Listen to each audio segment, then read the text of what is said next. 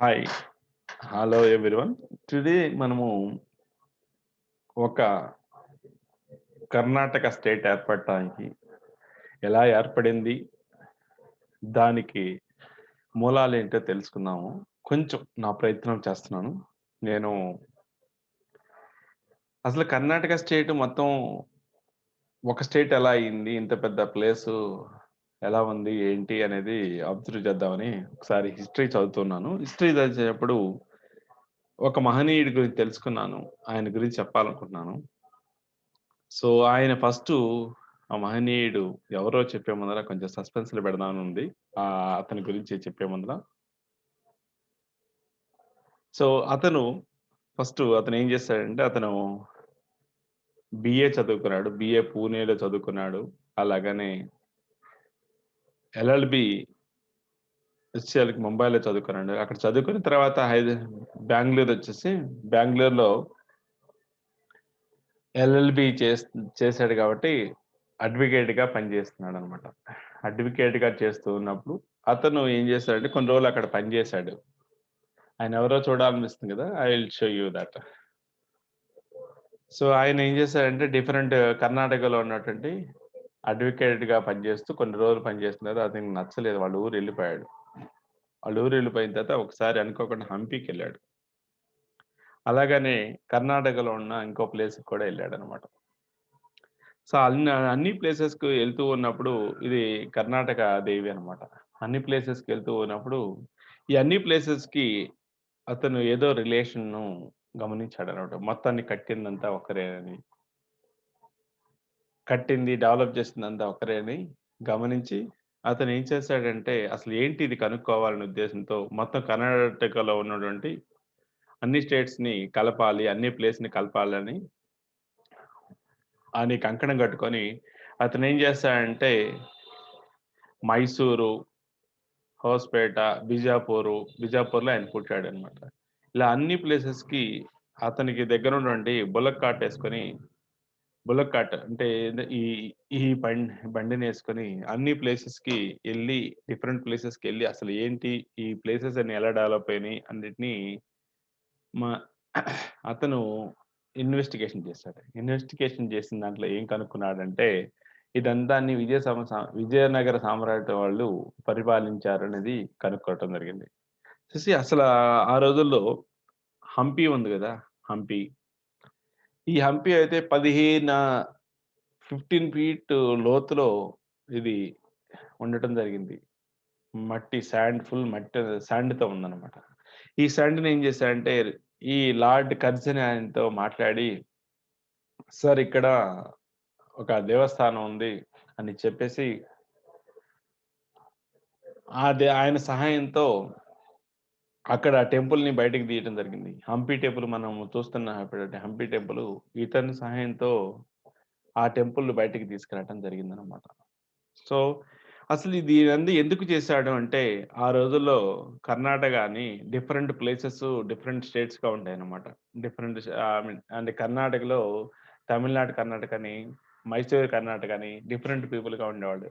ఇతనేమనుకున్నాడంటే, ఎవరైతే నేను చూపించబోతున్నానో అతనేమనుకున్నాడంటే, అన్ని స్టేట్స్‌ని, అన్ని కన్నడ పీపుల్‌నందరిని ఒక కన్నడ స్టేట్‌గా చేయాలనేది ఆయన కంకణం కట్టుకున్నాడన్నమాట.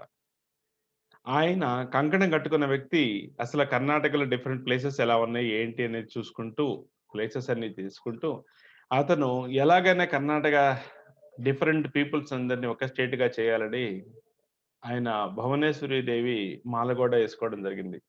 మాలేసుకొని అంటే ఆయన దీక్షని ఎట్లైనా ఫుల్‌ఫిల్ చేయాలనే ఉద్దేశంతో ఈ కర్ణాటక దేవి భువనేశ్వరి దేవుడు మాలేసుకొని అన్ని ప్లేసెస్‌కెళ్ళి బుక్ రాయిట్స్ గూడా రాసి, కర్ణాటకలో ఉన్నటువంటి అందరి పీపుల్‌ని వాళ్ళ యొక్క గొప్పతనాన్ని కర్ణాటక యొక్క గొప్పతనాన్ని తెలియజేయడానికి పిల్లలందరినీ ఈ పుణ్యక్షేత్రాలకు తీసుకెళ్ళి కర్ణాటక యొక్క గొప్పతనాన్ని వాళ్ళకి తెలియజేయడం జరిగింది.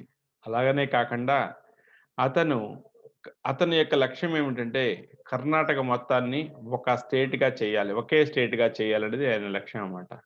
ఆ లక్ష్యంతో భాగంగా ట్రై చేయగా వచ్చినదే కర్ణాటక స్టేట్. సో, కర్ణాటక స్టేటు వచ్చినది ఇతను ఎవరు? మనం తయారు చేసింది ఎవరు అనేది మీకు డౌట్ రావచ్చు. ఆయన ఎవరో చూద్దాం. ఇది కర్ణాటక యొక్క నిత్యం అన్నమాట. ఈయనే అన్నమాట. ఆలూరి వెంకట్రావు గారు. ఈయన ఏం చేశాడంటే కర్ణాటక మొత్తాన్ని డిఫరెంట్ పీపుల్స్ అందరినీ ఒక స్టేట్‌గా చేయాలనేది కంకణం కట్టుకొని దానికోసం పోరాడాడు, ప్రయత్నించాడు. ఇతను కర్ణాటక స్టేట్ ఒక్కటే గాదు. ఆ రోజుల్లో మనకు స్వతంత్రం రాలేదు గాబట్టి, స్వతంత్రం కోసం పోరాడిన వ్యక్తుల్లో గొప్ప మహనీయుల్లో ఈయనొకరు.